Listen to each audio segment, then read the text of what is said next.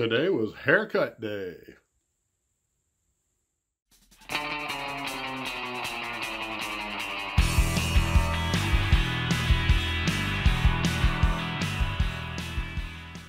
Well, good evening, glue troopers, and just finished up in the Tarbus. I got so much stuff gassing out now that I can't really work in there, so I've come back in the house to make my video today. Here I am at my workstation, Command Central.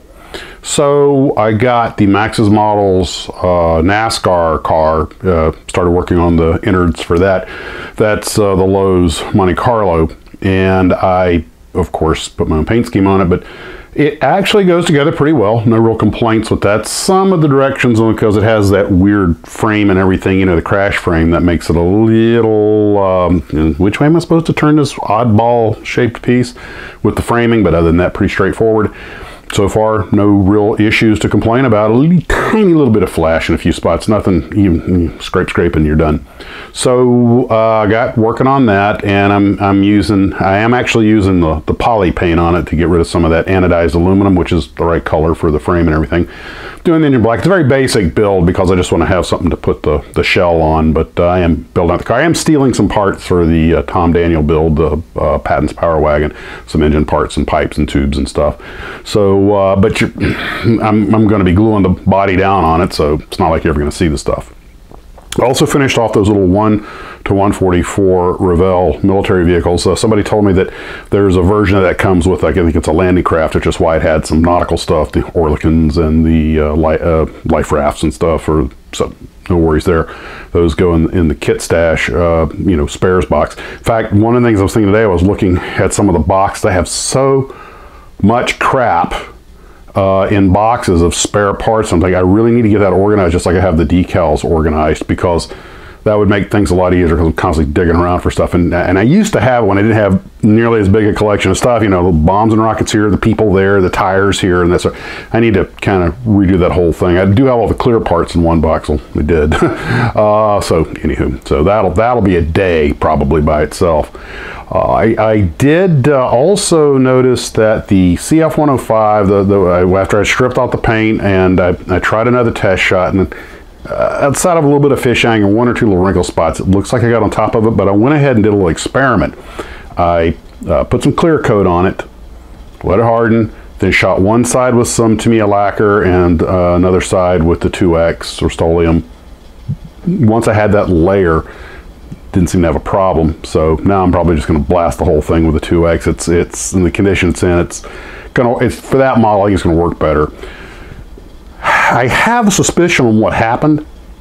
I think because I was looking at what these paints have chemicals in, and as some of you guys pointed out, the lacquer paints have solvent in them. That's how they, you know, spray out so nice and thin and everything. So I think what happened was that solvent penetrated the thin layer of Mr. Servicer and got into the original paint, because I remember I had forgotten to mention this, when it all bubbled up, when I wiped it off, the original paint came completely off to the plastic, like a stripper, like a solvent. So sanding and solvent, I got a bunch of the stuff off. It still had a little bit of bubbling or creasing in a few areas. I'm going to grind that down and sand it out tomorrow, but now with a clear coat over it in between, shouldn't have any more problem with the bubbles. It's just, you know, that paint was probably 40 years old, and as soon as a hint of solvent hit it, it probably just came off. And of course, since all the other paint was residing on top of it, there you go, everything comes off. You never know with paints. So, next thing, those little 1 to 144 vehicles I told you about that I just got completely sidetracked on. I wanted to put them in Japanese markings to put them with the Haruo Nakajima diorama, and I just used some of the white decals from the some race car kits and made little white areas, put them on, let them, you know, mark fit, let them seat once they were done.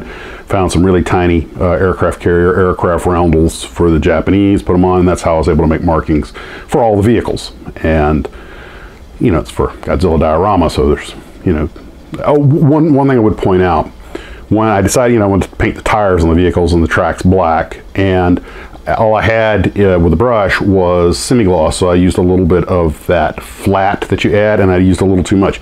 It just takes a tiny little bit of that stuff to flatten out semi-gloss, so I started off with like a 1-to-1 mix, way too much.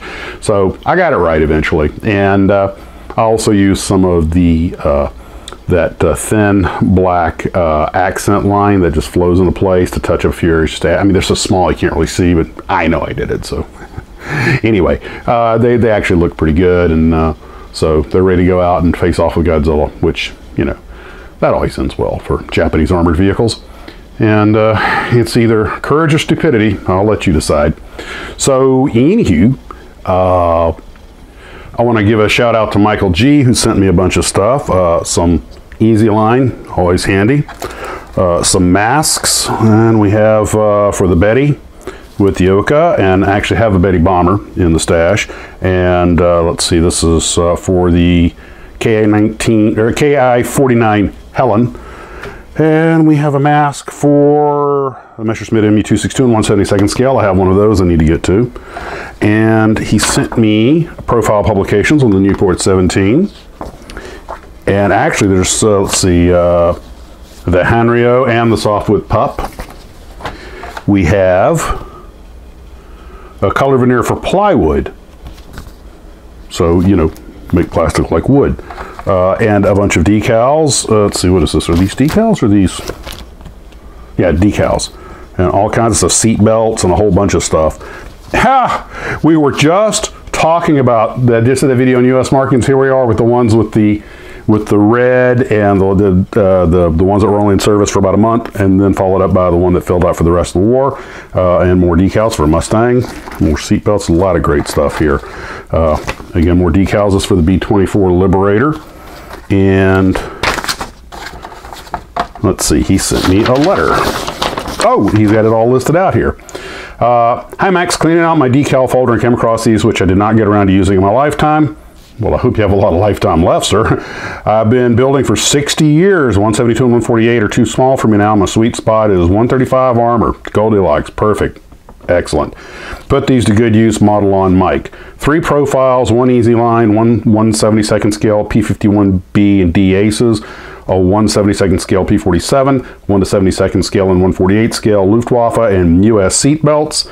1/72 scale B-24D as seen in the Air Force Museum, 1 wood grain decals for World War I Albatross, and assorted canopy masks. Well, I appreciate that, sir.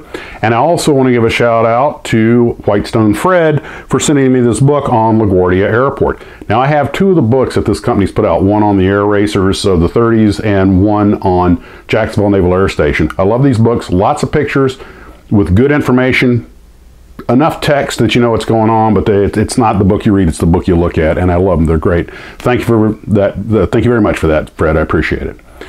Well, guys, I think I've covered everything I did today. So, you know, we got Desertland coming up. I'll be gone Saturday. I'll try and get off a live stream or something. Maybe I'll just wind up downloading some raw footage. We'll see how the camera battery and iPad battery hold up. And other than that, guys, take care of yourselves. Hope you're doing well. And as always, model on.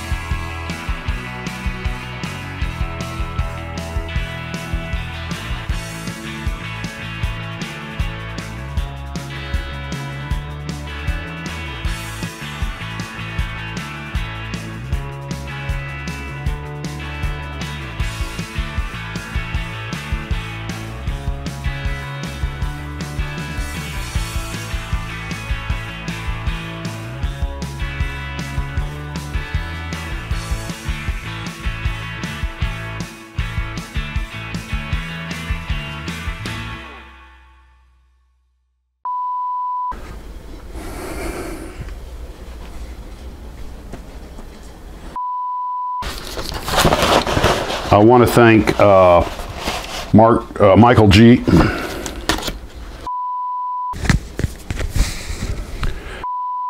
Yeah, I forgot to mention the Whitestone, Fred. Whitestone is a bridge, and it's one of the departures we do out of LaGuardia Airport. So I guess he lives near Whitestone.